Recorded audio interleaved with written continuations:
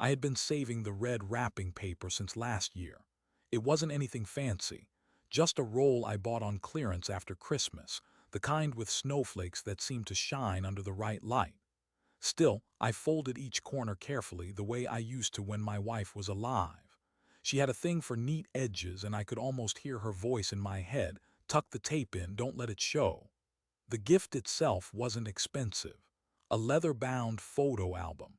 Empty pages, waiting to be filled. I thought maybe my son, Michael, and his young wife could start their own memories there. They had the house, the new furniture, the bright lights. Everything seemed ready for the next chapter of their life. All I wanted was to give them a small piece of the past, something that held meaning. I imagined walking up their driveway on Christmas Eve, gift in hand, and ringing the doorbell. I pictured Michael's surprised face, the way his eyes would soften, maybe even a hug. I thought of the smell of roasted turkey, cinnamon pies, and the sound of laughter spilling out of the living room. For weeks, that picture kept me going. It was the only picture I had painted in my head. A father showing up uninvited but welcomed anyway because Christmas was supposed to be bigger than pride, bigger than discomfort. But then I made the call, and everything broke. "Dad," he said, after a pause so long I thought the line had dropped. I wasn't really expecting you this year." I gripped the phone tighter. "Well, I thought I'd surprise you. I got you and Sarah something small." "Yeah, it's just," he cleared his throat. In the background I could hear muffled voices, laughter even. "It's just that, Sarah's family will be here and some friends. It might be a little awkward." Awkward. That word cut deeper than any insult could. I sat there, gift still in my lap, staring at the crooked star I had taped on my little tabletop tree. "You don't want me there," I said, more a statement than a question. "Dad, don't take it the wrong way," he rushed. "It's not that. It's just, well, maybe this year you can do your own thing and we'll catch up later, okay?" My throat tightened. For a second I thought of arguing, of reminding him who had signed the papers for that very house he lived in, who had carried the mortgage on his back for years so he could stand there and host all those friends without worry. But the words got stuck. I swallowed hard, and all I could manage was, "All right, son, Merry Christmas." The call ended. I sat in silence, the kind that makes your ears ring. The photo album stared back at me from the coffee table, wrapped and ready, but suddenly weightless in meaning. For a long time I just stared at it, my chest heavy, as though someone had laid a sack of stones on it. People always talk about fathers being stoic, being strong, but they never tell you about the moments when strength feels like a curse, when you're expected to take every blow and smile through it. I'm a man in my early 60s, lines carved on my face from years of labor, calluses on my hands from holding tools more than I ever held books. I thought those sacrifices meant something. I thought they bought me a place at my son's table. Turns out they only bought me silence. That night, I poured myself a drink, cheap bourbon from the corner store, and sat by the small tree in my apartment. I kept imagining his living room, the lights, the laughter, the clinking of glasses, Sarah's family filling the air with cheer. And then I pictured my empty chair. Do you know what hurts the most? It's not rejection itself. It's the memory of when things were different. There was a Christmas, years ago, when Michael was maybe 10. We didn't have much. Money was always thin. But I built him a wooden train set with my own hands. I remember staying up late in the garage, sanding the pieces, painting them red and blue. On Christmas morning, he tore the wrapping paper open and his eyes lit up like I'd given him the world. He hugged me so hard I almost toppled over. That was the boy I raised. And yet the man he became told me not to come. I know some of you listening to this might feel the sting of recognition. Maybe you've been shut out by your own blood. Maybe you've sat in a small apartment staring at a gift no one wanted. If you have, then you understand. And if you haven't, God bless you, I hope you never do. And hey, if you're still with me hearing my story, I'd ask one small thing. Hit that like button and subscribe. Not for me, but so these kinds of stories about fathers, about family, about love and hurt, don't get lost. Because too often voices like mine get quiet. Too often nobody listens until it's too late. That night I left the gift on the table. I thought of driving over anyway, of showing up uninvited just like I imagined. Maybe I'd ring the bell and he'd soften, maybe the spirit of Christmas would do what I couldn't. But deep down, I knew better. I knew the look on his face wouldn't be joy, it would be embarrassment. And a father should never have to see that in his son's eyes, so I stayed home. The gift remained unopened. Yet as I sipped my bourbon, a bitter thought began to take root. My son didn't want me for Christmas. Fine, but what if the very roof over his head depended on me more than he realized? I looked at the old folder where I kept my papers, the mortgage contract, my bank receipts, all the proof of what I had carried for him. The pages almost glowed in the dim light, like they had been waiting for me to notice them. And for the first time in years, I asked myself a dangerous question. What if I just stopped paying? Silence has a way of pressing down on you. It isn't loud, it doesn't scream, but it weighs heavy, like a thick blanket that smothers every thought. That night after the call with Michael, I turned off the little lamp beside my recliner and just sat there in the dim light of my small Christmas tree. The phone was still warm in my hand, though the conversation had ended minutes ago. I set it down, slowly, as if putting it away might undo what I had just heard. But silence doesn't forget. It lingers. The wrapped photo album sat on the coffee table, its red paper glowing faintly from the reflection of the tree lights. I had spent nearly an hour wrapping it earlier that afternoon, smoothing each edge, folding every corner. Now it looked like a mistake, a reminder of how foolish I had been to think my presence could mean something. I poured another glass of bourbon and let the burn settle in my chest. My eyes drifted to the bookshelf in the corner. On the top shelf sat a worn-out shoebox filled with old Christmas cards. I pulled it down, dust rising like smoke in the low light. The first card I opened was from when Michael was 7. A crayon drawing on folded paper, the words crooked but clear. "Merry Christmas, Dad, you're the best." I remembered how he had hidden it under my pillow, giggling when I found it. I remembered the way his small arms wrapped around my neck, sticky with candy cane sugar. I closed my eyes, clutching that memory like it was more fragile than the paper itself. What happens, I wondered, between then and now? How does a boy who once thought you were the best grow into a man embarrassed by your presence? I'll tell you this much. Silence doesn't just make you feel alone, it makes you hear things that aren't there. That night I heard echoes. My wife's voice, soft and teasing. "Don't drink too much, you'll ruin your appetite." My younger self, humming while stringing up lights outside our old house. Michael's laughter, high and pure, when he opened that wooden train set I had built with my own hands. But those echoes faded, replaced by the muffled sounds I had overheard on the call. The laughter in the background. The voices of people who weren't me, people who had been welcomed into the warmth of my son's home while I was asked to stay away. That contrast was unbearable. I must have sat there for hours, thumbing through old cards, holding on to scraps of paper as though they could keep me upright. Each one felt like a different life, a life where I mattered. When the clock struck midnight, I realized I hadn't turned on the television, hadn't even touched my plate of dinner. The silence in my apartment had grown so loud it was deafening. I stood, restless, and walked to the window. Outside, the street was quiet too, though in the distance I could see the glow of Christmas lights from other houses. Families gathered, fireplaces crackled, children stayed up too late hoping to catch Santa. And there I was, standing in my own window, an outsider to the world I once built my whole life around. You know, I've learned something in all my years.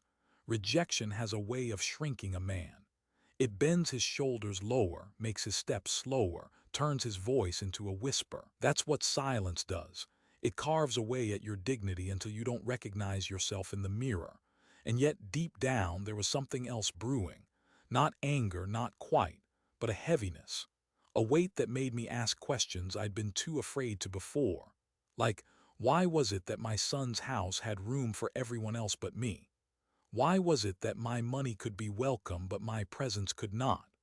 And why, after years of sacrifice, was silence my only companion on Christmas Eve? At some point I turned back to the table. The gift still sat there, wrapped so neatly, looking almost smug in its uselessness. I picked it up, turned it over in my hands, and thought of driving it over to Michael's anyway, dropping it on the porch, ringing the bell, and walking away before anyone could answer. But then what? Would he even open it, or would it be tossed aside, forgotten in the pile of shinier packages from Sarah's side of the family? That thought twisted something inside me. The gift wasn't just paper and cardboard, it was me. My effort, my hope, my love. And if that could be rejected so easily, then what was left? I set the gift back down and sank into the recliner. My eyes burned, though I hadn't cried in years. I stared at the blinking lights on my little tree until they blurred. Somewhere in the blur, I saw myself reflected back. A man past 60, hair thinning, hands rough, shoulders stooped. A man who had given everything he could but somehow ended up empty-handed. And that's when another memory came. Years ago, right after Michael graduated college, he had asked for help buying his first house. His voice on the phone had been urgent, hopeful. "Dad, it's the perfect place. We just need someone to co-sign the mortgage. I promise it'll be temporary." I didn't hesitate. I signed. I carried the payments when he couldn't. I cut back on my own retirement savings, telling myself it was worth it because it was for him, for his future. And now, sitting in my silent apartment, I realized something chilling. All those sacrifices had built the very walls that now kept me out. I looked back at the folder on the shelf where I kept all the documents. I didn't open it, not yet, but I felt its weight, heavier than the shoebox of Christmas cards, heavier than the silence itself, because inside that folder was a truth I had almost forgotten. The mortgage wasn't his burden alone. It was mine, and that meant something he might have overlooked when he told me not to come. I took a deep breath, let it out slow, and tried to quiet the storm inside me. But silence doesn't always bring peace. Sometimes it only sharpens the edges of every thought. That night I finally went to bed, though sleep didn't come easy. The weight of silence followed me under the covers, pressing down like an unwelcome guest. And as I closed my eyes, one thought lingered, dark and unshakable. He didn't expect me for Christmas, but maybe he's forgotten just how much of his Christmas depends on me. The morning after Christmas Eve, I woke up with a headache. Not from the bourbon, I hadn't drunk enough for that, but from the heaviness that silence leaves in your bones. I lay there staring at the ceiling for a while, the kind of stillness where you wonder if getting out of bed even matters. But eventually I stood. I've always been that kind of man. No matter how beaten down, I put one foot in front of the other. Years of working construction and odd jobs had trained me in that. You don't stop, you don't wallow, you move. So I dressed, put on my old coat, and grabbed the car keys. I told myself I just needed to get out, maybe take a drive, clear my head. But if I'm honest, and at my age lying to myself seems pointless, I knew exactly where I was heading. The roads were slick with frost. Here and there, children dragged sleds across the street, bundled in puffy jackets, their laughter rising like bells in the cold air. Families were loading cars with gifts, waving goodbye to relatives. Everywhere I looked, Christmas was alive, except in me. I drove slower than usual, my eyes fixed on the lines of the road, but my heart beating faster with every mile. And then, after the third turn and a long stretch lined with tall oaks, I saw it, Michael's house. The first thing that struck me was the lights. Strings of them draped along the gutters, blinking red and green. A big wreath hung proudly on the front door, the kind Sarah probably picked out from one of those fancy home stores. Plastic reindeer stood guard on the lawn, their noses glowing. It looked perfect, like a Christmas card, like the very thing I once wanted for my family.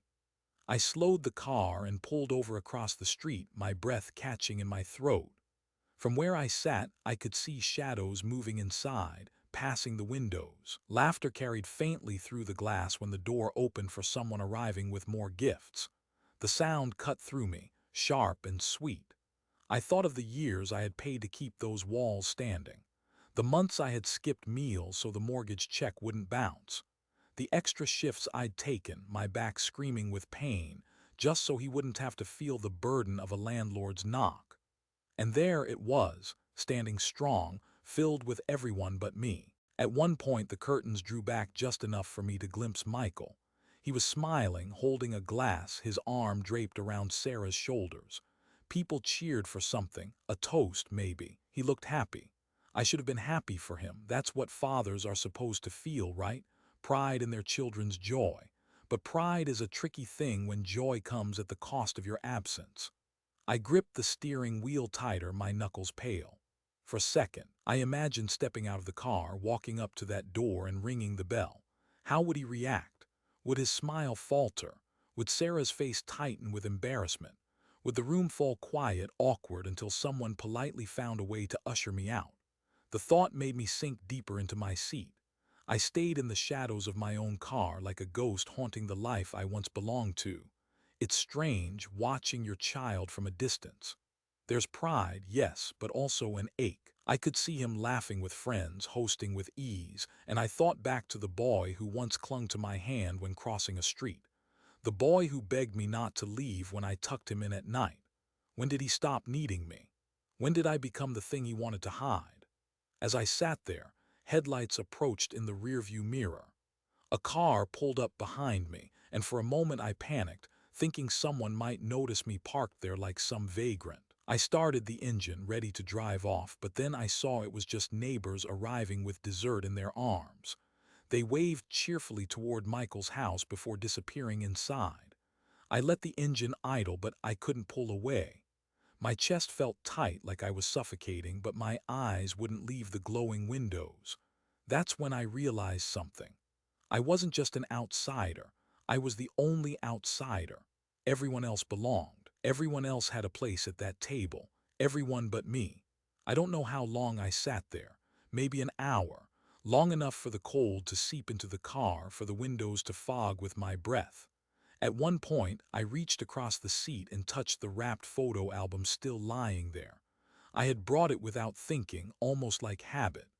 I turned it over in my hands, tracing the neat folds of tape. I imagined Michael opening it, pretending to smile, then shoving it into a closet. The thought twisted in my gut. Finally, I set it back down. My fingers lingered on it like it was fragile, though the truth was I was the fragile one. When I finally pulled away from the curb, the image of that glowing house stayed with me. It followed me down the road, into the silence of my apartment, into the restless tossing of sleep. But it wasn't just the image of the house. It was the realization. That house was more than a home. It was a monument to every sacrifice I had made, every late shift, every bill I had delayed, every piece of myself I had chipped away to build a better life for my son. And now it stood there gleaming with lights, filled with strangers, while I sat in the dark, unwanted. I'll tell you the truth, that night something hardened in me. I didn't say it out loud, not yet. But deep down, a seed was planted. Because as beautiful as that house looked, I knew something Michael seemed to have forgotten. Those walls, those lights, that roof, it wasn't entirely his. It still had my name on it. And as I drove home, the thought echoed in my mind, steady and cold. If he could shut me out of the warmth, maybe it was time I reminded him who had kept the fire burning all these years. People think paper is light. A sheet of paper weighs almost nothing. You can fold it, tear it, let it float in the breeze. But when that paper carries a man's signature, when it binds him to years of payments, sweat, and sacrifice, well, that paper is heavier than stone. I still remember the day Michael called me about the house. "Dad," he said, his voice alive with excitement, "we found it, the one. It's perfect. 3 bedrooms, a yard, even a fireplace. But there's always a but. But we need help with the mortgage, just to get approved. They said if we had a co-signer." I didn't even let him finish. My heart swelled just hearing his hope. "Of course, son, of course I'll help. Because that's what fathers do, right? They step in. They shoulder the weight so their children can walk a little lighter." The day we signed the papers, the bank smelled like stale coffee and printer ink. Michael wore a new button-down shirt, trying to look older than his years, while Sarah flipped through glossy pamphlets about home insurance and renovation options. The loan officer slid the documents toward us, her nails clicking against the desk. "It's a 30-year mortgage. Payments will be due on the 1st of every month. Late fees after the 10th. Michael glanced at me, his eyes full of youthful certainty. "We've got this, Dad. It's just paperwork." I smiled, but I knew better. Paperwork isn't just paperwork, it's a chain. And once your name is on it, that chain wraps around your life. Still, I signed. My pen scratched across the pages, binding me to years I hadn't yet lived. At first, I thought Michael would handle it fine. He had a decent job, Sarah worked part-time, and they seemed determined. But then came the first missed payment. Then the second. "Just this month, Dad," he promised over the phone. "We're short because of the car repairs. I'll make it up next time." I believed him because that's what fathers do, but 1 month bled into the next, and before I knew it, I was writing checks from my own account, cutting back on groceries, delaying my utility bills, dipping into what little I had saved for retirement. Each envelope I mailed to the bank carried a piece of me. My labor, my time, my future. Sometimes I'd sit at the kitchen table, staring at the receipts. Numbers lined up in neat rows, but behind them were the hours I'd spent hunched over workbenches, the aches in my knees after 12-hour shifts, the nights I came home too tired to eat. I told myself it was worth it, that one day Michael would look at me with gratitude, knowing I had kept his dream alive. But gratitude is a tricky thing. It fades faster than you expect. There was one night, I remember it too clearly, when Sarah mentioned in passing, we couldn't have done it without family. I waited, thinking she'd glance at me, maybe even smile in acknowledgement, but she didn't. Her eyes stayed on Michael, her words meant for him. It was as though my part had been invisible, like I was just a shadow lingering in the corner, good for a signature but not much else. The burden didn't just weigh on my wallet, it pressed into my soul. Every month as I mailed another check, I felt myself sinking deeper into a life that wasn't even mine. And yet I couldn't let go, because that house, those bricks, those beams, that roof, it wasn't just a building, it was a promise. A promise that my son would have more than I did, that he'd live in a home filled with laughter, not the cramped apartment where I had raised him after his mother passed. That house was supposed to be my legacy. But now it felt like my prison. When Michael told me not to come for Christmas, I thought of every check I had written, every overtime shift I had taken, every dream I had postponed so that house could stand. And suddenly, the burden didn't feel noble anymore. It felt like betrayal. I sat at my own table that night, the folder of mortgage papers spread open before me. The ink of my signature had faded slightly over the years, but it still bound me just as tightly. I traced the lines with my finger, remembering the man I had been when I signed. A man hopeful, willing, even eager to sacrifice. A man who believed that love was enough to carry the weight. But love, I've learned, doesn't always pay dividends. Sometimes it just empties your pockets and leaves you standing outside, watching the lights glow in someone else's window. I closed the folder and leaned back, my chest tight. People say revenge is a fire, burning hot and reckless. But mine didn't feel like fire. Not yet. It felt like stone, cold, heavy, unmoving. The kind of stone you carry until one day you realize you can set it down. And as I sat there staring at those papers, I realized something simple but powerful. This burden wasn't just mine to carry. I had chosen it, and I could choose to put it down. That night, as the wind rattled the windows of my little apartment, I whispered something I hadn't dared before. Maybe it's time he carried his own house. The night after I pulled out those mortgage papers, I couldn't sleep. I lay there in bed, staring at the cracked ceiling of my apartment, the kind of silence so deep it almost hums. I tossed, turned, got up, sat back down. Finally, I gave up on the idea of sleep altogether and shuffled into the living room. The little Christmas tree still blinked in the corner, its lights steady and patient, as if waiting for me to notice them. I sank into my recliner, bourbon in hand, and let the memories come. They always do when it's quiet enough. "Do you remember our first Christmas, John?" The voice was soft, familiar. For a moment I forgot I was alone. I closed my eyes, and there she was, my wife, Ellen. She'd been gone over a decade now, cancer stealing her piece by piece until all I had left were memories. But on nights like this, when the loneliness grew too heavy, she came back in whispers. I could see her, standing by the old stove in our first house, apron dusted with flour, hair tied back, cheeks flushed from the oven's heat. "You burned the rolls," I said, smiling faintly at the memory. She laughed in my mind, the same laugh that used to fill our kitchen. "And you ate them anyway, said they tasted fine." "They did," I murmured, though even then they hadn't. The bourbon warmed my chest as I let the memory wash over me. I leaned my head back, eyes closed, and continued the conversation like she was still here. "Ellen," I said softly, "our boy doesn't want me anymore. He said not to come. Can you believe that after everything?" Her voice came again, gentle but firm. "He's young, he's proud. Maybe he doesn't understand yet." I shook my head. "He's not that young. He's a grown man with a wife, a house." I swallowed hard. "A house I pay for." The words echoed in the empty room. I thought of the Christmases we had shared when Michael was little. The three of us around the tree, the smell of pine and cocoa in the air, Ellen's laughter ringing out as Michael tore into gifts. Back then, money was tight, but love filled the gaps. We didn't need blinking lights or grand feasts. We had each other. "Do you remember the year we couldn't afford a tree?" I asked her memory. Her smile flickered in my mind. "You dragged in a branch from the yard, stuck it in a coffee can, and hung paper stars on it. Michael thought it was magic." I chuckled, though the sound caught in my throat. "He told his friends we had the best tree on the block." The memory grew heavier. "What happened to that boy, Ellen?" My voice cracked.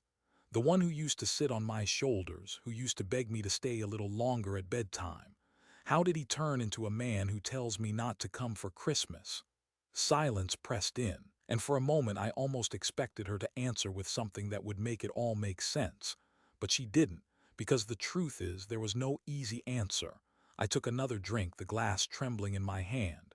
"You know what hurts most?" I whispered to her. "It's not just that he doesn't want me there. It's that he doesn't even see me anymore. To him, I'm not a father. I'm an obligation, a name on a piece of paper." I looked at the mortgage folder on the table, edges catching the glow of the tree lights. "I thought I was giving him a gift when I signed those papers. I thought I was securing his future, but maybe all I did was make it easy for him to forget me." In my mind, Ellen's face softened. "You gave him love, you always did." I closed my eyes tight, trying to hold on to that comfort. And what did it buy me? An empty chair at Christmas, a phone call that ended too soon. The silence after that felt endless. I wanted her to argue, to tell me I was wrong, that Michael loved me still, deep down. But she didn't. Maybe because somewhere inside I knew the truth. I don't know how long I sat there talking to a memory. Maybe an hour, maybe the whole night. At one point I caught myself asking her what I should do now. "Should I keep paying for his house, Ellen?" My voice cracked in the quiet. "Should I keep carrying him, even if he wants nothing to do with me? Or should I let him feel the weight I've carried alone for so long?" Her voice, imagined or remembered, was calm. "That's not for me to decide, that's for you." I stared into the glass of bourbon, my reflection warped and tired. For the first time, I admitted the thought out loud. Maybe it's time he learns what it costs to shut someone out. The clock ticked past 3 in the morning. The Christmas tree lights blinked steadily, indifferent to my turmoil. I leaned back in the recliner, exhaustion finally overtaking me. Before I drifted off, I whispered one last thing to the empty room. "Merry Christmas, Ellen. I hope you'd understand." When I woke, the bourbon glass was still in my hand, the light still blinking. My head throbbed, but my decision, though unspoken, felt clearer than ever.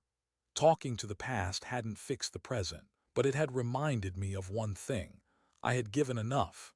And maybe, just maybe, it was time to stop. Christmas morning used to mean noise. The rustle of wrapping paper, Michael's little feet pounding down the hallway, Ellen calling from the kitchen that breakfast was almost ready. Even when money was tight and gifts were few, there was always sound. Laughter, chatter, the kind of joyful chaos that fills a house with warmth. But this Christmas morning, the only sound was the hum of my refrigerator.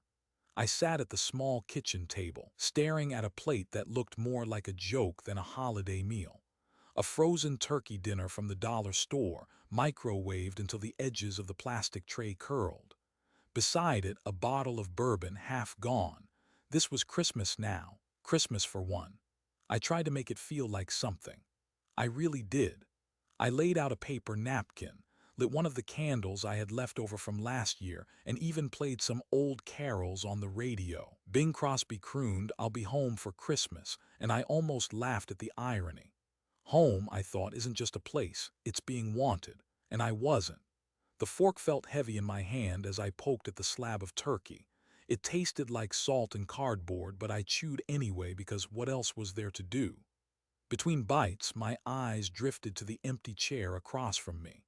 I set a second napkin there out of habit, the way I used to when Ellen was alive. Halfway through the meal, I realized how foolish it looked and crumpled it into my fist. Loneliness does something strange to a man. It makes him invent company. At one point, I looked at that empty chair and almost spoke aloud as though Michael might walk in, sheepish and apologetic. "Merry Christmas, Dad. I'm sorry. Of course you belong here." But the chair stayed empty. The only answer was the pop of the candle burning low. After lunch, I walked to the window. Across the street, the neighbor's driveway was packed with cars. Children in bright coats ran circles around the yard, their shouts carrying on the cold air. I imagined Michael's house looking the same, full of people, full of laughter. And then I pictured myself standing on that porch, gift in hand, ringing the bell. His eyes widening, not with joy but with panic, Sarah stiffening. The conversation halting, the mood souring, all because of me. That image hurt worse than the silence, so I stayed where I was, watching, imagining, pretending. I tried calling an old friend from work just to hear another voice. It rang and rang before his voicemail picked up. "Merry Christmas," his recorded voice said, chipper and hollow. I hung up before the beep. The truth is, most of my friends had drifted away after I stopped working. Retirement, forced or not, is a quiet kind of exile. People stop calling. They move on. Before you know it, you're the man nobody thinks to invite, and your own son tells you not to come. Later that afternoon, I decided to cook something real, if only to break the monotony. I dug out a frozen chicken I'd been saving and set it in the oven. The smell filled the apartment, and for a moment I could almost trick myself into believing it was Christmas again. I poured a glass of bourbon, set the table with real plates this time, and sat down. But when I cut into the chicken, the silence hit me harder than ever. Each scrape of the knife echoed. Each clink of the fork sounded like mockery. I found myself talking again softly to no one. "Do you remember when I used to carve the turkey, Ellen? You'd scold me for cutting too thick. Michael would sneak the skin when he thought I wasn't looking." The words cracked in my throat, my eyes blurred. I put the fork down, appetite gone. When the sun dipped, I decided to take a walk. The streets glowed with Christmas lights, each house brighter than the next. Families inside clinked glasses, their laughter spilling into the cold night when doors opened. I kept my hands buried deep in my coat pockets, my head down. I must have looked like a stranger passing through, not a man who had once given his whole life to build something like this. Every house I passed was a reminder that somewhere in my own son's house there was a table without me at it. Back home, I sank into my recliner and stared at the wrapped gift on the coffee table, the photo album I had once believed would mean something. I thought about tearing it open, ripping the paper to shreds just to release the frustration, but I couldn't. Instead, I placed it gently back in the drawer like burying a piece of myself. Christmas for one. That's what the day was. A plate of cheap food, a bottle of bourbon, a conversation with ghosts. And yet, beneath the loneliness, something else stirred. Because as I looked at that drawer holding the gift, as I glanced at the folder with the mortgage papers, a thought kept returning.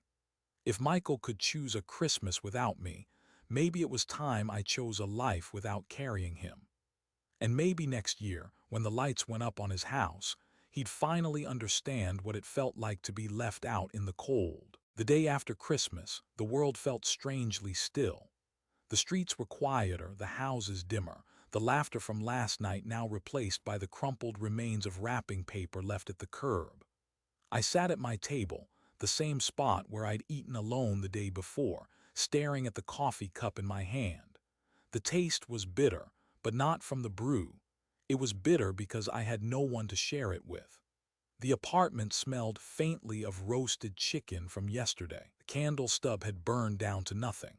And on the coffee table lay two things side by side, the wrapped gift I never gave and the folder that held the mortgage papers. I don't know why I reached for the folder.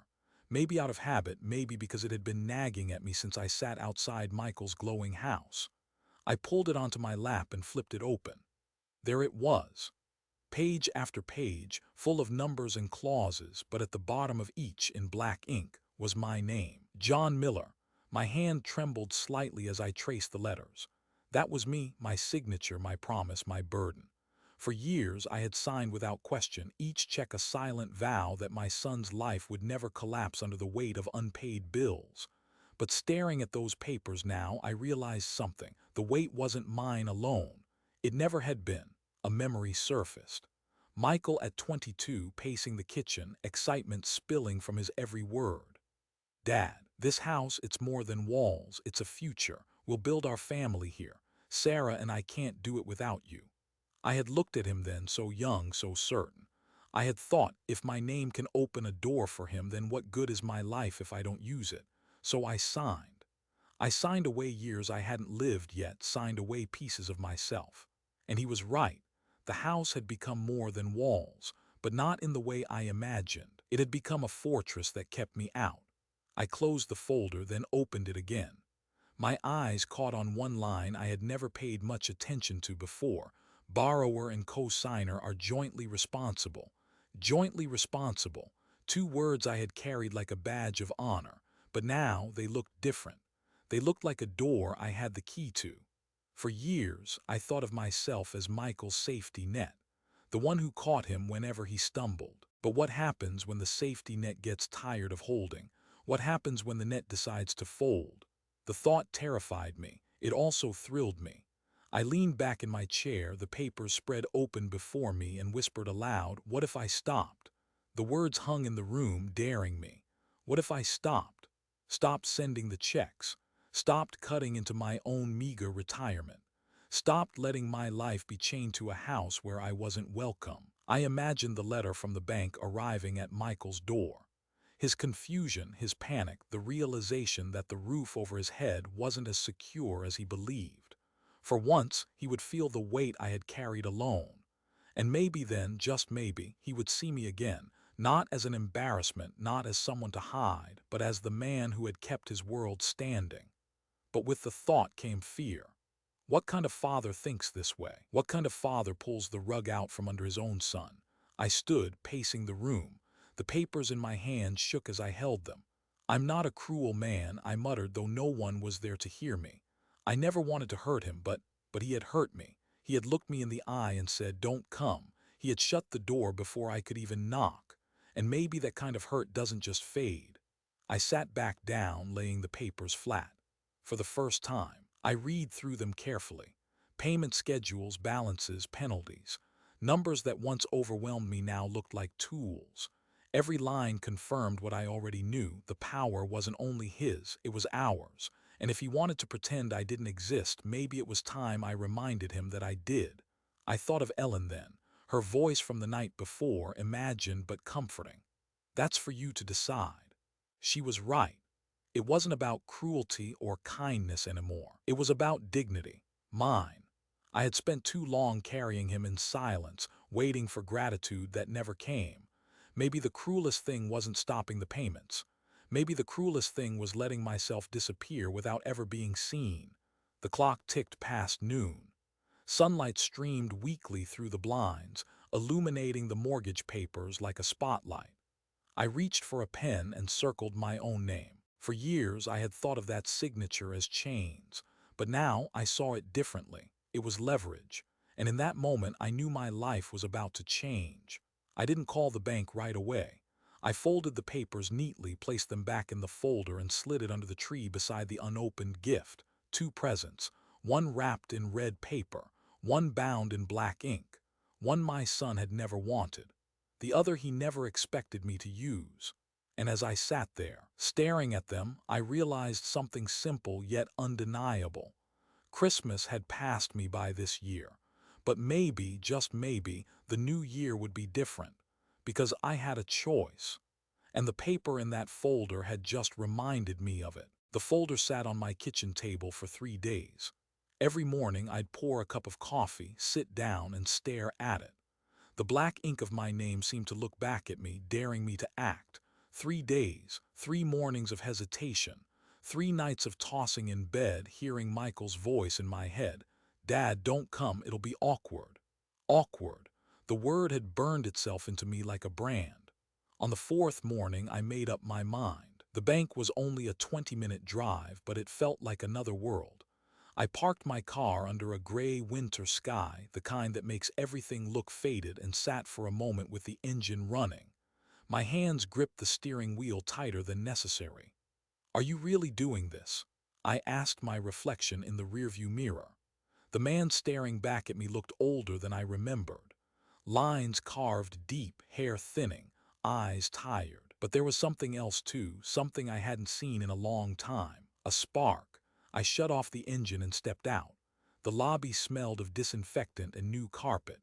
A Christmas tree still stood in the corner, ornaments glittering under fluorescent lights, but its cheer felt out of place here.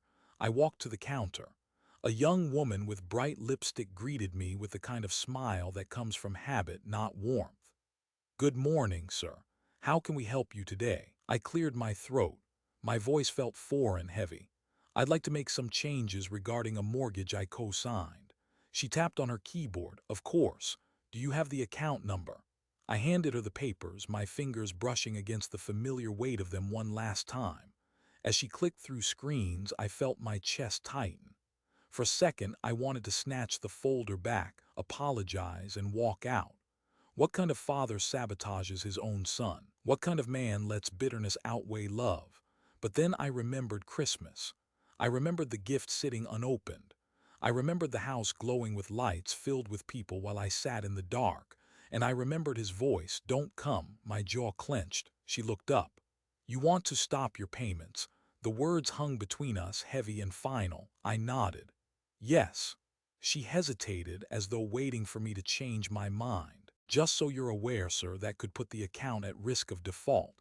It may affect both parties' credit." Both parties, Michael and me. But I knew one thing: I had lived with less before. I had endured worse. My son, on the other hand, he had never faced the kind of storms I had weathered. Maybe it was time. "I understand," I said firmly. She printed some forms and slid them across the counter. My hand trembled slightly as I picked up the pen. I stared at the blank line where my name should go. Signing felt like betrayal. It also felt like release. For years, my signature had been a lifeline binding me to his comfort. Now, with the same ink, I was cutting the cord. I pressed the pen down. "John Miller." The letters looked the same as they always had, but this time they carried something different. Not obligation, not sacrifice. Resolve. When it was done, she gathered the papers neatly. "That's all we need from you today." I thanked her and turned to leave. My legs felt heavier than when I had walked in. Outside, the wind bit cold against my face, sharper than before. But inside, something shifted. The burden I had carried for years wasn't gone, but it was lighter. I had set it down, at least partly. Driving home, my thoughts tangled. Guilt nipped at me like a stray dog. "What have you done? You've put him in danger. You're his father. You're supposed to protect him, not punish him." But another voice, quieter yet stronger, spoke back. "And who protected you? Who stood at your side when you ate Christmas dinner alone? Who carried the burden while you faded into silence?" I gripped the wheel tighter. For once, the second voice won. Back at my apartment, I sat in my recliner, staring at the little tree. The photo album gift was still in the drawer, wrapped and untouched. I pulled it out, turning it over in my hands. For years, I had tried to give my son pieces of myself, gifts, sacrifices, love. Each time, I expected him to see me, to acknowledge me, but he hadn't. Now I wondered what he would see when the first notice from the bank arrived. Would he panic? Would he curse me? Would he finally realize that the house he cherished stood on the back of a man he had dismissed? The thought was cruel, but it also gave me a strange, guilty satisfaction. That night I dreamed of Ellen again. She stood in our old kitchen, wiping her hands on a dish towel, looking at me with eyes that saw more than I wanted them to. "John," she said softly, "you've carried enough." I wanted to tell her I was sorry, sorry for what I had just done, sorry for the man I had become, but she only touched my shoulder in silence. When I woke, the ache in my chest was still there, but so was the resolve. The next morning, I went about my day as usual: coffee, the newspaper, the slow rhythm of a life lived alone. But beneath it all, I felt something new. Not joy, not peace, but power. For the first time in years, I wasn't just surviving. I had taken a step, however small, to remind myself and maybe my son that I still existed. I don't know what will come of it. I don't know if Michael will call, if he'll rage, if he'll beg. I don't even know if I'll regret it tomorrow. But tonight, sitting here under the quiet glow of my little Christmas tree, I feel something I haven't felt in a long time: control. And for a man who's been invisible for too long, that's a gift worth keeping. The first letter came in early January. It arrived in a plain white envelope, no different from the grocery ads and utility bills stuffed in my mailbox. But I knew, even before I tore it open, what it was. A notice from the bank: payment overdue, account at risk. I read it twice, the words crisp and sharp against the paper. For years, I had lived in fear of letters like this, making sure they never came. I had worked late shifts, skipped meals, done whatever it took to keep them away. And now, here it was, not because I couldn't pay, but because I chose not to. I folded it carefully, slid it back into the envelope, and placed it on the table. I didn't need to keep it. I knew Michael would get his copy too. That was the real letter I was waiting for. A week passed. No call. Another notice came, this one firmer, the language sterner. Delinquency may result in further action. Still no call. I began to wonder if he even read his mail. Maybe Sarah opened it and quietly paid, unwilling to tell him. Maybe he thought the world was still spinning without interruption. But then, on a cold Thursday evening, the phone finally rang. Dad. His voice was sharp, not the casual tone of a son calling to check in. It was clipped, urgent. "Yes," I said evenly. "I just got a notice from the bank. It says the mortgage is delinquent. Did you forget to send your part this month?" There was no warmth in his voice, no small talk, just straight to the point. I let the silence hang for a beat too long. "I didn't forget," I said. He exhaled hard into the phone. "What do you mean you didn't forget?" "I mean I didn't pay." The silence on his end this time was deafening. I could almost hear his mind racing, scrambling for an explanation that made sense. "Dad," he said finally, his voice lower now, tinged with disbelief. "You can't just stop. This is my house. Sarah and I, this is our life. We could lose everything." I closed my eyes. The words stung, not because of their truth, but because of what they left out: our life. Not once did he say you, not once did he acknowledge the years I had kept those walls standing. "I know," I said quietly. "Then why would you do this?" I almost told him the truth right then. I almost told him about Christmas Eve, about the gift still sitting in my drawer, about the way I had driven past his glowing house and felt like a ghost outside my own family. But the words caught in my throat. "Not yet. Because I've carried it long enough," I said instead. "It's your house. It should be your burden." His voice cracked with anger. "This isn't fair. You can't just walk away." "Michael," I said, steady now, "you walked away first." The line went quiet. Then a sharp click. He had hung up. The storm had begun. The next few days were a blur of calls I didn't answer. The phone rang morning, noon, and night. Sometimes it was Michael. Sometimes it was Sarah, her voice sharper, colder. Messages piled up on the machine. "Dad, you're ruining us. How could you do this after everything? We need you. Stop being stubborn." Each word twisted something inside me. I wanted to cave. I wanted to pick up, say I'd fix it, send the check tomorrow. That's what I had always done. But I didn't. For the first time, I didn't. Instead, I sat at the table, listening to their voices through the answering machine, and let the weight shift. It wasn't mine anymore. It was theirs. And strange as it sounds, I felt lighter. One evening, there was a knock at my door. Hard, urgent. I knew before I opened it. Michael stood there, cheeks red from the cold, eyes blazing. He looked older than I remembered, lines of stress etched into his forehead. "Why are you doing this?" he demanded the second I opened the door. I stepped aside. "Come in." He didn't sit. He paced the small living room, his anger spilling into every corner. Do you understand what this means? We could lose the house. Do you know what that would do to us? I watched him, my son, my blood, and yet in that moment he felt like a stranger. Do you know what it's already done to me? I asked softly. He froze, turning toward me. What's that supposed to mean? It means, I said, my voice steady, that I spent Christmas alone, with a frozen dinner and a bottle of bourbon while you told me not to come. It means I've carried you for years while you shut me out of your life. And now, finally, I've stopped. His mouth opened, but no words came. I went on, the dam inside me breaking. That house, you think it's yours. Every brick, every beam, every holiday under that roof has my name under it. My signature kept you warm. My sacrifices kept you standing. And yet when it came time to choose, you chose a life without me. His eyes glistened, though whether from anger or shame I couldn't tell. Dad, he started, but the word faltered. I shook my head. No, Michael, you don't get to call me just when the money stops. You don't get to remember me only when it hurts you.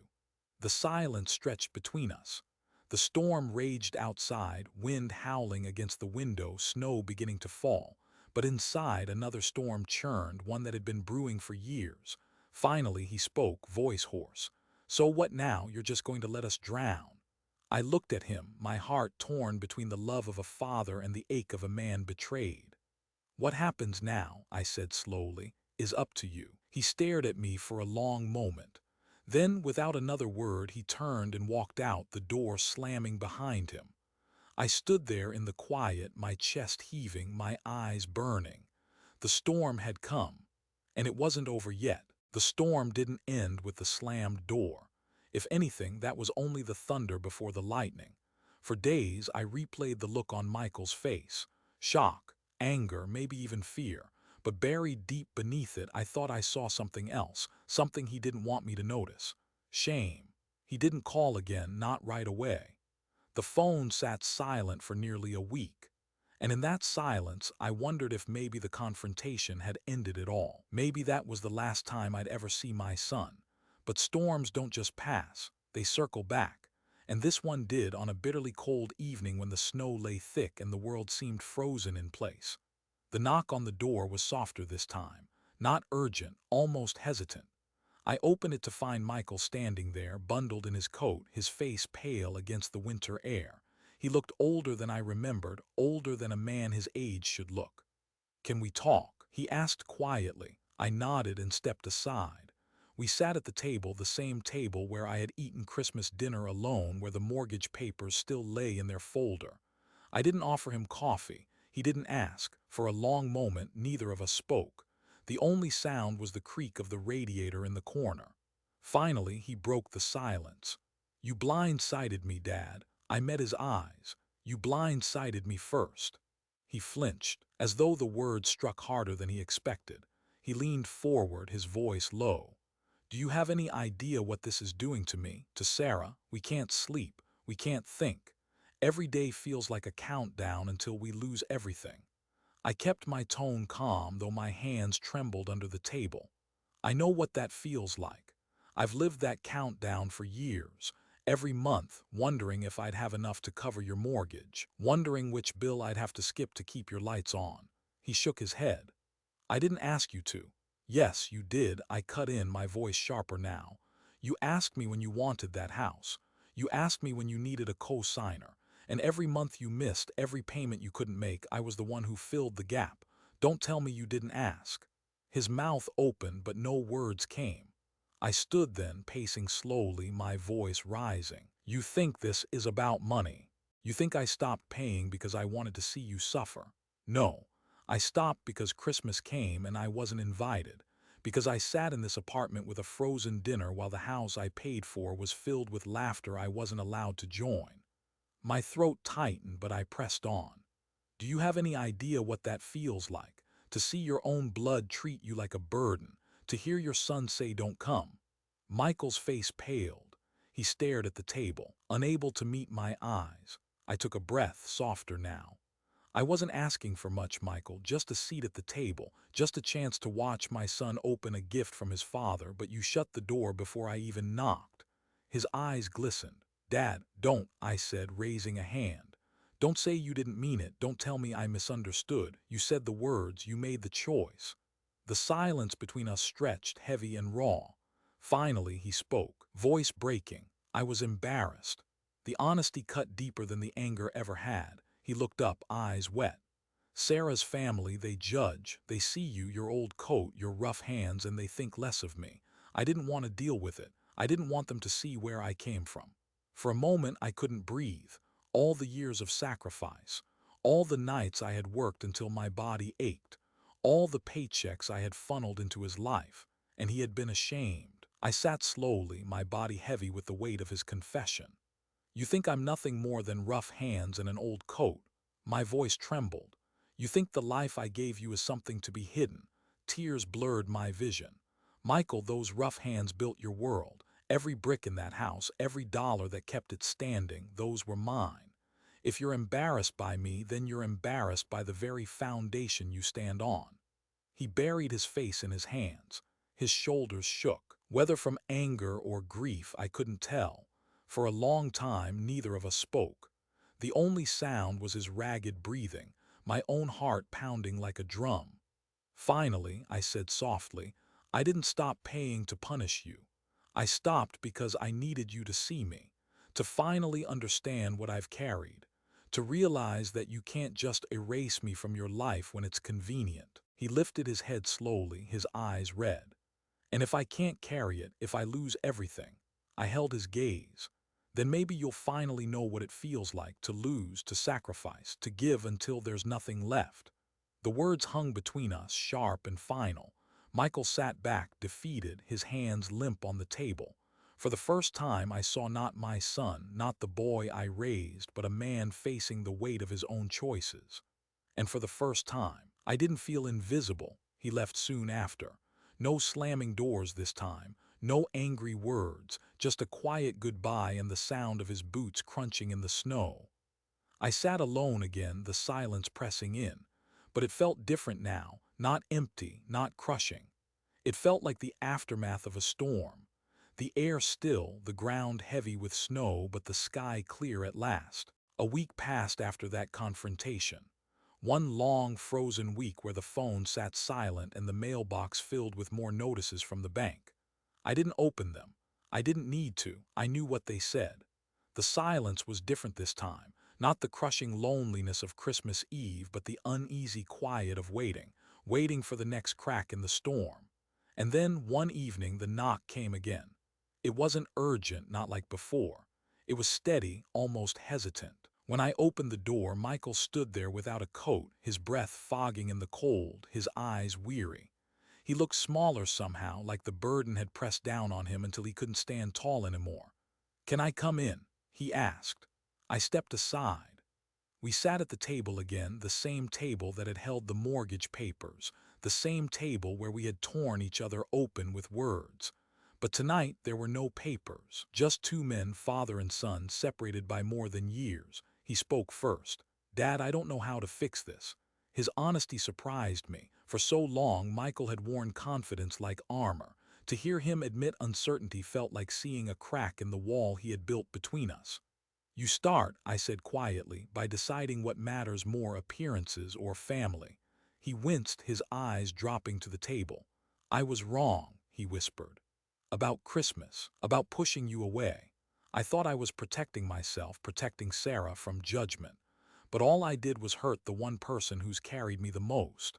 The words should have eased me, but they twisted in my chest instead.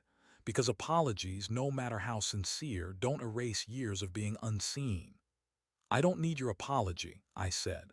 "I need your respect. I need to know that when you look at me, you see more than an old man in a worn-out coat. I need to know you remember what it cost me to get you here." His eyes filled with tears. "I do now." We sat in silence, the radiator hissing in the corner. I searched his face, looking for truth. For once I thought I saw it, but the question still burned, was it too late? "Dad," he said finally, his voice breaking, "I can't do this without you. I don't just mean the money, I mean you. I thought I could stand on my own, but I was wrong. I need my father." The words hit me like a hammer. For years I had begged silently for recognition, for acknowledgement. And here it was at last, but bitterness lingered.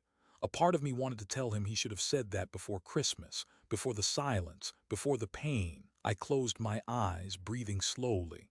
"You have to understand," I said. "I'm tired. I've carried more than my share, and I can't keep doing it forever.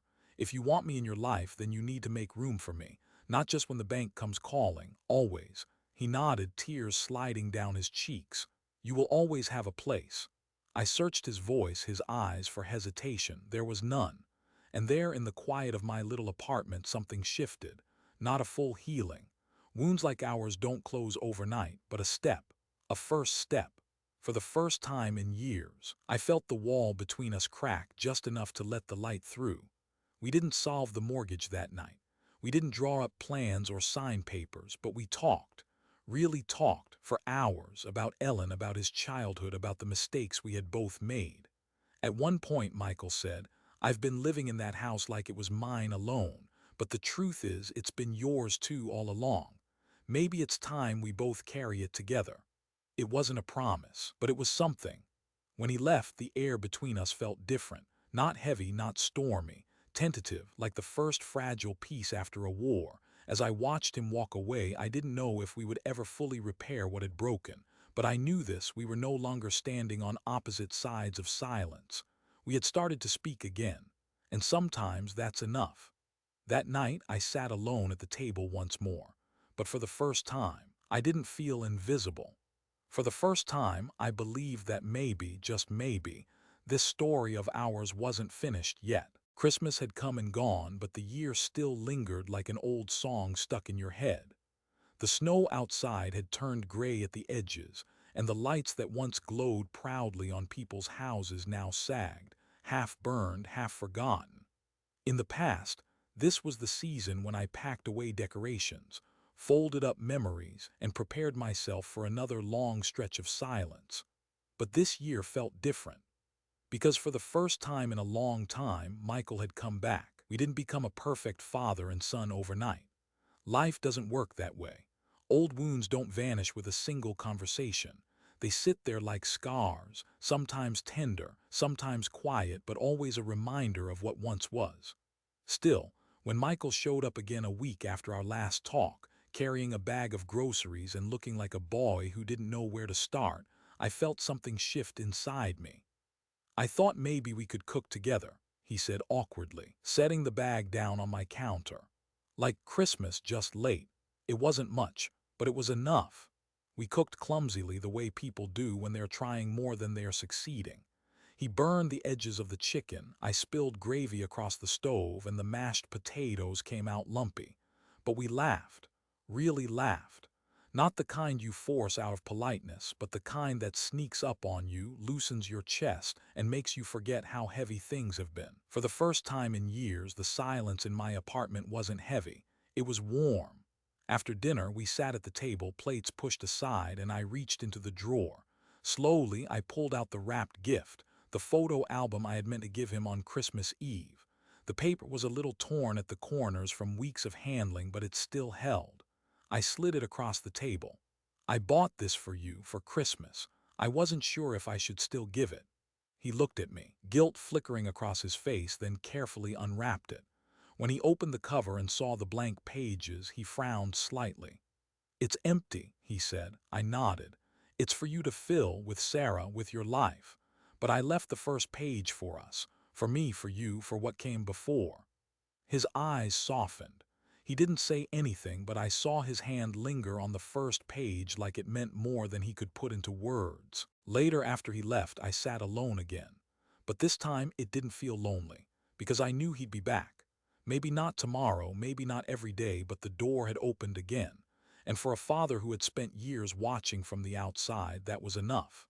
You see, revenge doesn't always come with fire and fury. Sometimes it comes with silence broken, with truths finally spoken aloud.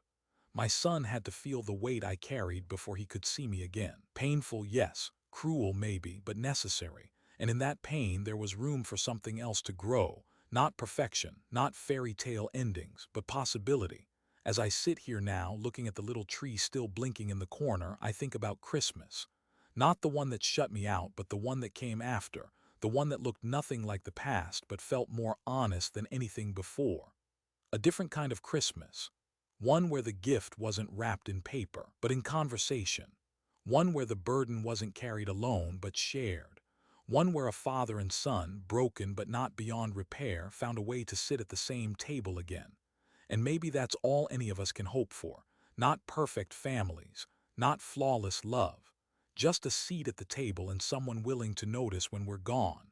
Before I end this story, I want to speak to you, the one who's been listening. Maybe you've felt this kind of silence. Maybe you've been shut out, or maybe you've shut someone out yourself. If you take anything from my story, let it be this. Don't wait until the lights go dark to tell someone they matter. Don't wait until the house is empty to realize who kept it standing. And to you who have walked with me through these chapters, thank you.